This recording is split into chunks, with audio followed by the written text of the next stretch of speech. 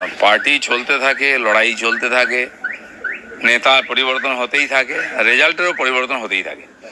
तो এটা ঠিক যে আমরা গত 21 অবধি এগিয়েছি, লড়াই করেছি, বহু কর্মী শহীদ হয়েছেন, ঘরছাড়া হয়েছেন, বাড়ি ভাঙা হয়েছে, পরিবারে অশান্তি হয়েছে পার্টি করার জন্য।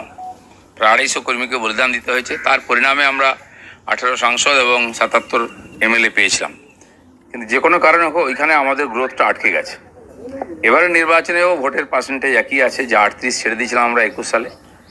আর ভোট পার্সেন্টেজ 38 এবং সিট যা ছিল 77, আর বর্তমান সাংসদ গুণ করলে 7 দিয়ে প্রায় সেটাই দাঁড়ায়। তো আমরা এগোতে পারিনি এই গত 3-4 বছর।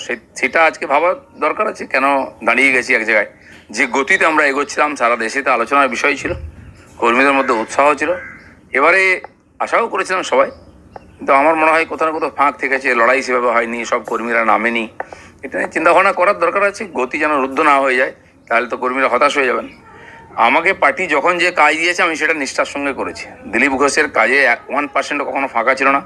পুরো ইমানদারির সঙ্গে পুরো পরিশ্রম করে আমি কাজ করেছি। আর এবারে যারা বর্ধমানে গেছেন তারাও জানেন সেই যে কঠিন সিট ছিল, হেরে যাওয়া সিট ছিল সেই সময়, আর সেখানে আমি যে লড়াই দিয়েছি মনে হচ্ছে একটা জায়গায় লড়াই হয়েছে।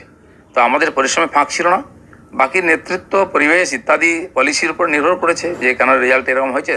সেটা যারা চিন্তাভাবনা করেছেন, যারা পাঠিয়েছেন তারা ভাববেন। রাজনীতিতে চক্রান্ত, কাঠিবাজি, এটা রাজনীতির অঙ্গ। আমি সেভাবেই নিয়েছি।